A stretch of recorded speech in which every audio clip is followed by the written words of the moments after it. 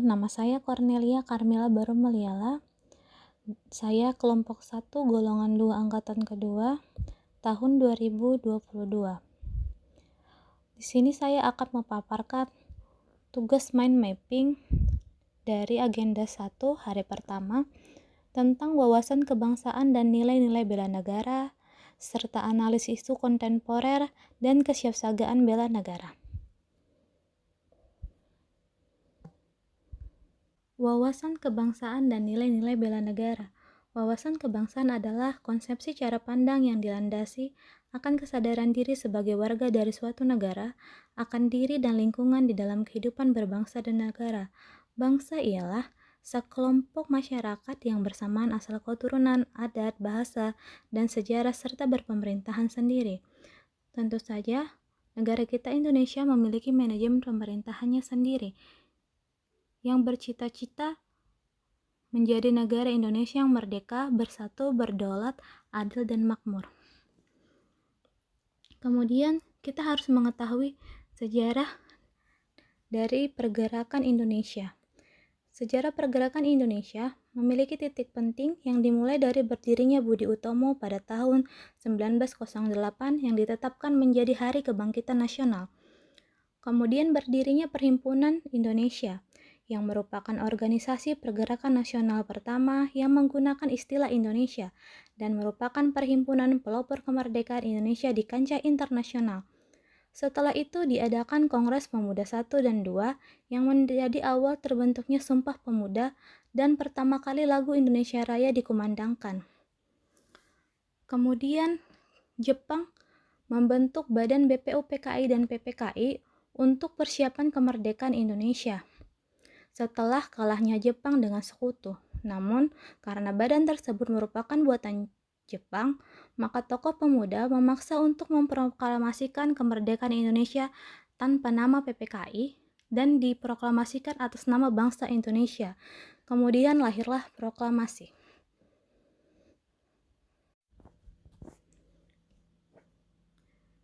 Setelah mengetahui apa-apa saja itu analisis isu kontemporer, untuk mengatasi isu kontemporer, kita harus memiliki kesiapsiagaan bela negara. Siap siaga berarti keadaan siap siaga yang dimiliki oleh seorang baik fisik secara mental maupun sosial dalam menghadapi suatu situasi kerja yang beragam. Kesiapsiagaan bela negara, kita harus siap mental, fisik, sosial, dan spiritual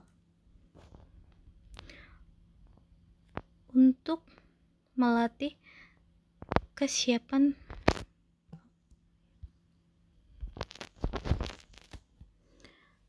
setelah mengetahui apa-apa saja analisis isu kontemporer, kita juga harus siap siaga bela negara untuk mengatasi analisis isu kontemporer. Isu-isu kontemporer, korupsi, penyalahgunaan narkoba, terorisme dan radikalisme, money laundry atau pencucian uang, contohnya yang sedang hangat-hangatnya dibicarakan yaitu pencucian uang melalui trading, proxy war. Proxy war itu adalah perang di mana antara dua kekuatan besar menggunakan orang ketiga. Yang terakhir adalah kejahatan mass communication seperti hoax dan ujaran kebencian. Untuk mengatasi isu-isu kontemporer, kita dapat melakukan teknik analisis isu. Teknik analisis isu ada teknik tapisan isu, teknik analisis isu, dan analisis kesenjangan. Untuk lebih lanjutnya, kita akan pelajari analisis isu kontemporer. Isu kontemporer adalah isu-isu atau masalah-masalah yang sedang menjadi trending topik. Isu kontemporer biasanya terjadi karena adanya konsep perubahan.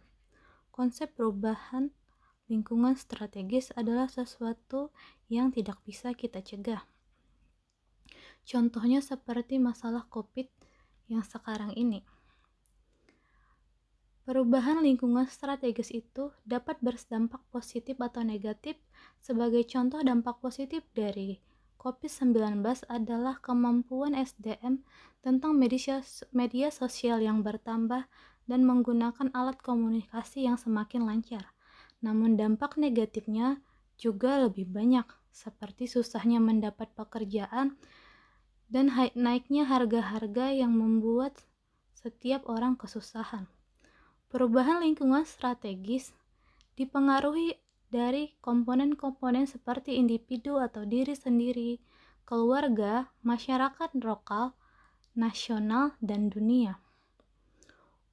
Untuk menghadapi perubahan lingkungan strategis, kita memerlukan modal insani, yaitu modal intelektual, modal emosional, modal sosial, modal ketaatan, modal etika, modal kesehatan, fisik, dan jasmani. Setelah mengetahui nilai-nilai dasar bela negara, diharapkan setiap warga negara menciptakan sikap bela negara dan mengaktualisasikannya dalam kehidupan sehari-hari. Karena dasar hukum bela negara jelas tertuang pada Undang-Undang Negara Republik Indonesia tahun 1945, Undang-Undang Nomor 3 Tahun 2002, Undang-Undang Nomor 23 Tahun 2019.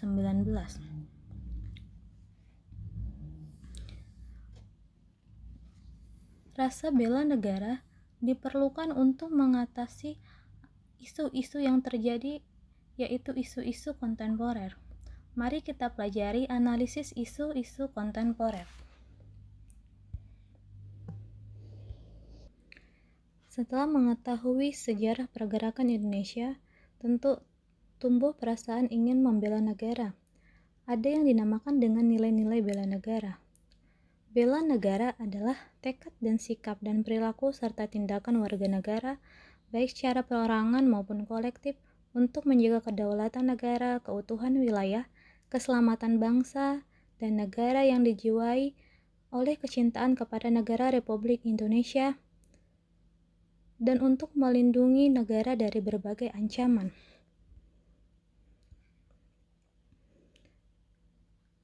Ada yang dinamakan dengan nilai-nilai dasar bela negara, yaitu dituangkan dengan indikator cinta tanah air. Contohnya seperti menjaga tanah dan menjaga jiwa patriotisme terhadap bangsa dan negaranya. Yang kedua, ada kesadaran berbangsa dan bernegara.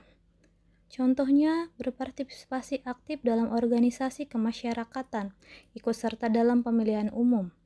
Yang ketiga, ada setia pada Pancasila sebagai ideologi negara, yaitu dengan cara memahami nilai-nilai Pancasila dan mengamalkannya dalam kehidupan sehari-hari. Yang keempat, ada rela berkorban untuk bangsa dan negara. Contohnya seperti mengorbankan waktu, tenaga, dan pikiran untuk kemajuan bangsa dan negara. Dan yang terakhir, ada kemampuan awal bela negara, yaitu dengan cara memelihara jiwa dan raga. Gemar berolahraga dan menjaga kesehatan merupakan kemampuan awal dari bela negara. Identitas negara. Identitas negara merupakan sarana pemersatu dan sebagai wujud eksistensi bangsa dan menjadi simbol kedaulatan dan kehormatan bangsa. Identitas negara ada 4, yaitu ada bendera, yaitu bendera merah putih yang berbentuk 4 persegi panjang dengan ukuran panjang dengan lebar 2:3. Ada bahasa Indonesia yang dikenal sebagai bahasa pemersatu dan bahasa resmi di seluruh Indonesia. Kemudian lagu kebangsaan yang digubah oleh Wage Rudolf Supratman. Dan kemudian ada lambang negara. Lambang negara Indonesia yaitu burung Garuda, yang menggambarkan Indonesia merupakan negara dan bangsa yang kuat, dan warna keemasan melambangkan keagungan dan kejayaan.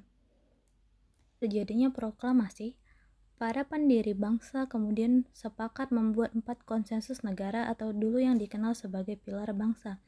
Yang pertama ialah Pancasila, yang menjadi dasar negara karena di dalamnya berisi karakter bangsa Indonesia itu sendiri, yang berfungsi sebagai pemersatu dan perekat bangsa dan sumber dari segala sumber hukum.